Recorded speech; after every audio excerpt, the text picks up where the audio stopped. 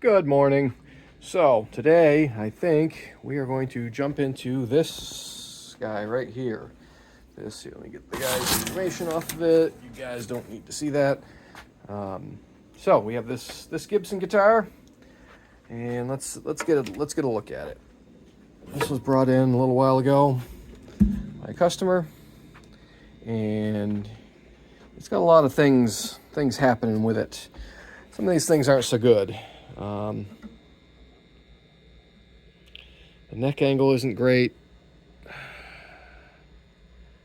and boy, so that we're going to address that after. The big problem that we're going to tackle first is this. Check this out, and oh boy, I'm not sure exactly what had happened to this thing. Oh, we don't have nearly enough lumens happening.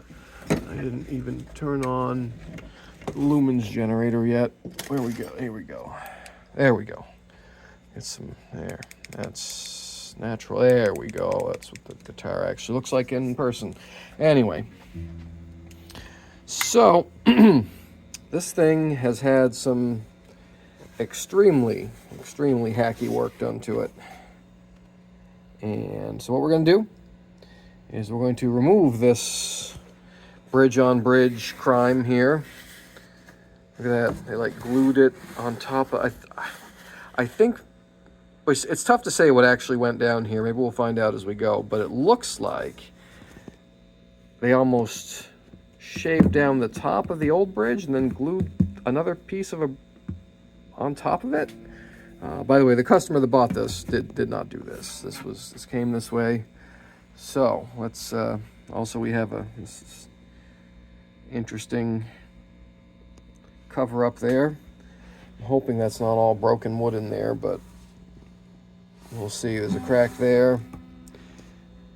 And I think that one, did I check that one's been cleated maybe? I think, yeah, there's a cleat there. All right, so what is this thing anyway? It's a Gibson 84, what is it? 1894, 1994, 100 year, something or other. I can't really see in there. It's upside down. Why would you put that upside down, Gibson? That's what we got. That's a neat guitar. It's too bad somebody really went at it kind of wrongly. Looks like a little bit. That doesn't look too big a deal. It's a little finish separation there. All right. Well, wow. The back of the neck appears to have been refinished or at least stripped. So it looks like the neck has been off at once. Somebody attempted a neck reset that didn't go so well either. We're going to see how good we can get it by doing the bridge, but as I understand, the customer is okay if we have to do a neck reset also on this. So that's our information as we have it now. My plan of attack is, because we need to have this point good before we can adjust this point. So the first step is to take care of this bridge here. So we're going to take all the strings off. I'm going to remove this bridge, and I'm going to be making another one handmade out of wood. And what did we do? Let's see. I think we're just going to do rosewood, I believe. Yeah, we're just going to do the same thing. So we're going to do rosewood. I'll double check, make sure this thing didn't come with an ebony bridge or something. But, oh, we got to fix this too. We got to fix that. That's not a big deal either. Take this off and this off. And I just glanced at the work order. So we're going to try to heat the neck, see if we can correct that warpage. But, boy, I don't know. We'll see. I can fix it, but we might just go straight for neck reset after I get a good look. We'll try heating it. Why not, right? Anyway, so stay tuned. Get you guys up in the holder. Get my coffee. And we will make this thing hopefully get better. But first, it should be a pretty interesting project with this bridge. Stay tuned. Pause. All right, so we've gotten our prep work here. Or gotten our stuff ready anyway.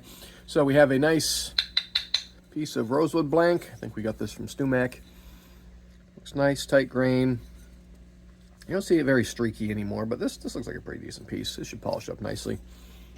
And let's see. So first, let's get the strings off this thing, and incoming Bosch. There we go.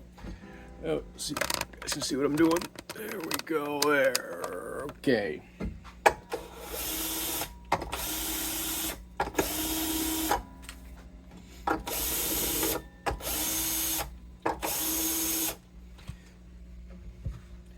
All right, so let's get these strings off of here. Where's my peg puller? Yeah, I've seen lots of odd bridge repair attempts, and this is definitely one of them. I'm not sure I've seen anything like this before. I've had to actually put a platform underneath an entire bridge for something that was, the neck was set in the wrong direction. It wasn't the typical this way, it was set that way. So I made a little platform for it. And that came out all right. That's just, oh, and of course, we're gonna do the, oh, no, it wasn't too bad. It wasn't too bad. Only some minor dumb string wrapping. Well, let's see, the frets don't, I mean, they're not really worn, but they're definitely not even. This neck, boy, this thing's seen some action. This side, you watch this. Let's get a straight edge out here. I don't know if you guys can see, but there's like a solid millimeter gap here. So the whole thing goes like this. Whereas this side is fairly even. And that probably happened when they replaced these frets and they took more out from the middle than the ends, which is something I've talked about on my refret videos. All right, let's, you know, the top's definitely been oversprayed also, obviously, but I don't know where they pulled the fret. It almost looks like there's a gap there, and a chip is, it's hard to see what are chips and what are, because usually if anybody who does this kind of work, usually you would see where they put a hole under the fret to pull the neck off, and I'm not seeing that. But anyway, we'll get to that later. So next is we're going to find something to mask this off. Hopefully I can just find a close enough one. This will probably work. Yep. No. Might have to do like tin foil under there also. Anything that'll work better right here. All right, let's get the right width. Let's just tape it up, right? That'll work. Tape it and tin foil it. See how close we can get this. Oops, wrong way. Okay, reason we're doing this is we're going to do the light bright method here. So let's get that kind of, this is going to be more like a safety net, maybe, or this piece of tin foil is already too, that should be all right. Let's squish that on top. Nope, that's not going to work. Let's just tape it. It'll work. Where's my tape? I need my tape. Come here, tape. And so all we have to do is block the light. You know, I'm hoping, we are hoping that whoever did this didn't like use some 10-ton engine epoxy or something to hold it on there, because you know that's the most important part.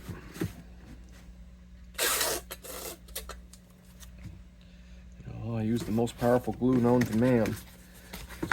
Why? I want to fix it. It's still going to fail at some point. It's wood. Doing a double layer tape just to protect everything. Don't want to melt any, causing extra finish damage.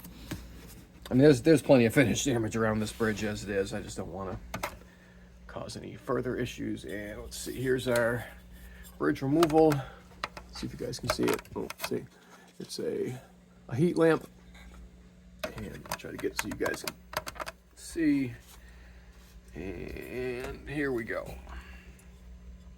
Get That on there, and let's see, let's fire it up. All right. I might want, I want to move you guys. I think I'm going to move you guys. Hold on. Pause. This will take a minute anyway. Pause.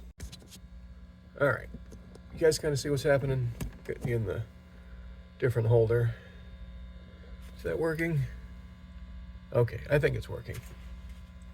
So, we'll let this warm up, and then we're going to use our StewMax spatula. Let's get this a little closer. It's totally normal to see a little bit of smoke. Oh man, I'm looking inside that. I'll let you guys see when I remove it, but those holes in there are definitely not. Wow, it's, I don't want to move the phone holder again, but I'll show you when I get it all the way off. That's what she said.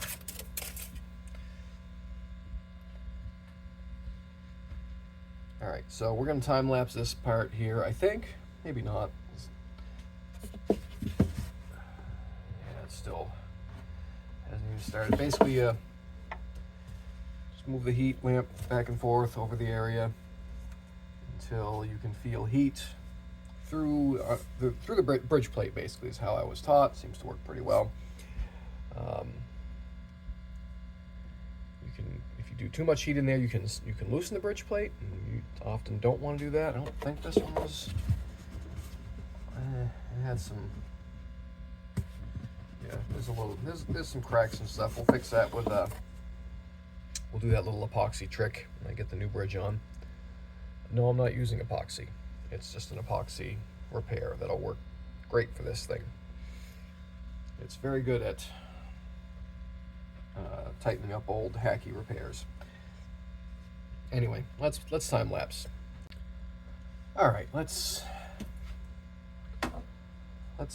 see where we're at here. Pop this off. Hopefully this will just come off without too much fuss. All right, let's see what we got. Oh, okay, good. Good. This is how it's supposed to work. So basically, you just kind of work the removal spatula around the edges gently as you can. There we go. Careful not to damage the pick guard if you can avoid it. Ooh, is there a bolt? Did they bolt? Oh, I hope they didn't put a bolt underneath this thing and sandwiched. Oh, they better not have done that. Can you imagine if they buried a bolt in there? That would really, really irritate me. So I feel something right there that feels solid. Oh no, okay. I think it was just a chunk. Let's see. All right, there we go. Gently. Pop off. Let's go. There it goes. Oh, they did some sort of locator pin that was under the old, oh my.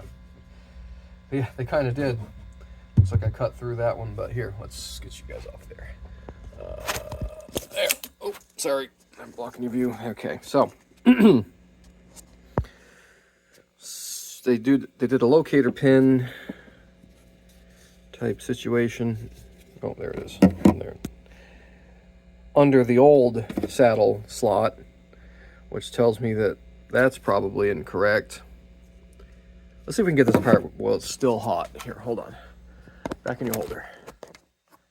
I'm curious now. Let's set this in there safely against the trash can, and I'm gonna see what's happening there.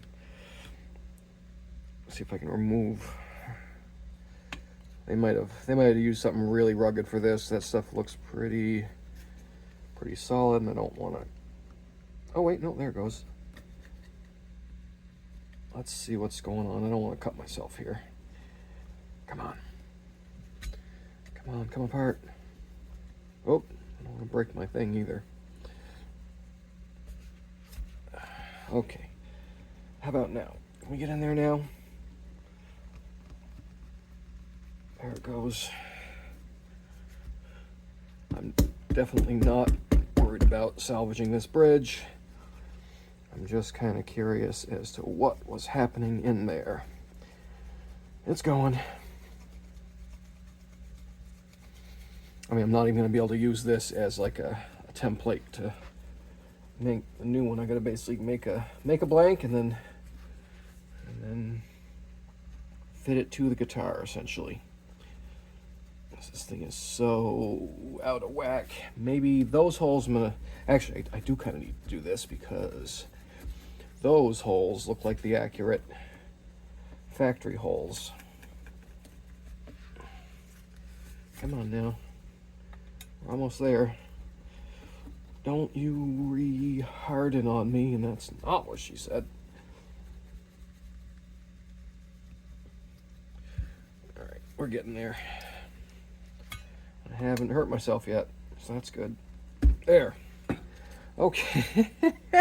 Yeah, look at this. Let's see. So they shaved the original down to nothing. There's where the original, either a pickup or some kind of pins, that's what they use there. And some... I can't even call whoever did this a tech. Man. Dude, if you're watching this, or whoever... Yeah, you should not be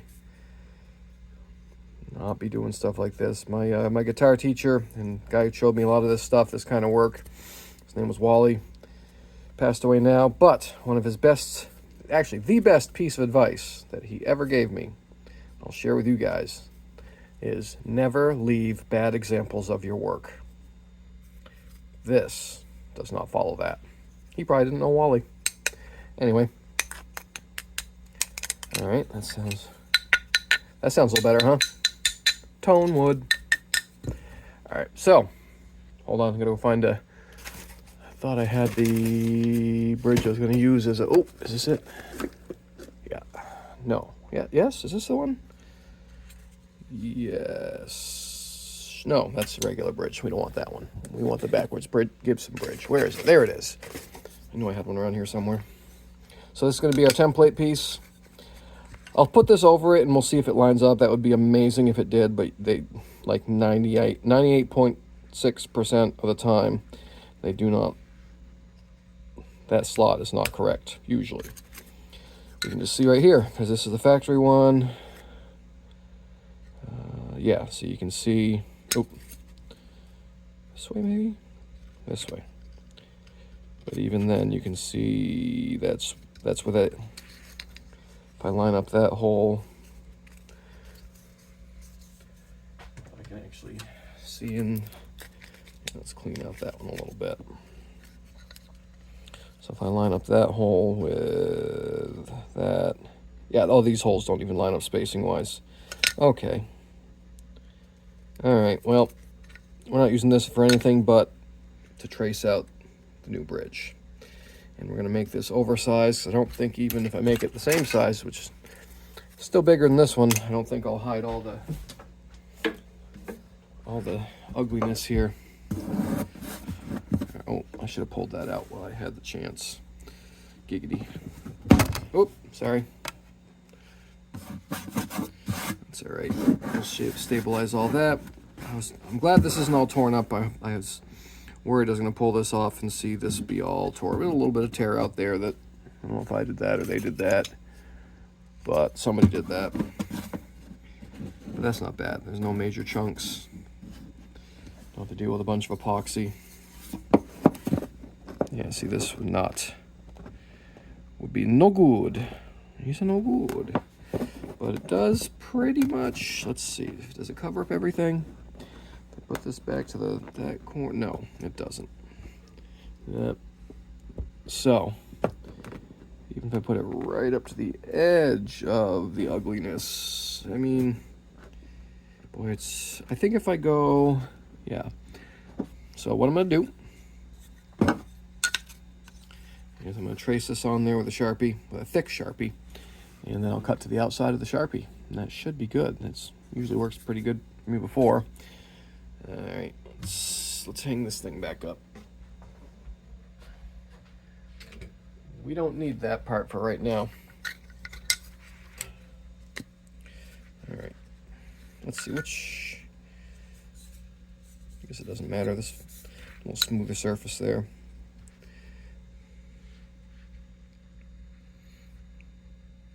All right. Don't want to go all the way. Usually I just leave a good thick edge on one side. Makes it a little easier if you're to leave just the block, so I don't have to cut on this side if I can avoid it. Just to kind of true it up. There we go. All right, people coming in. Go quiet.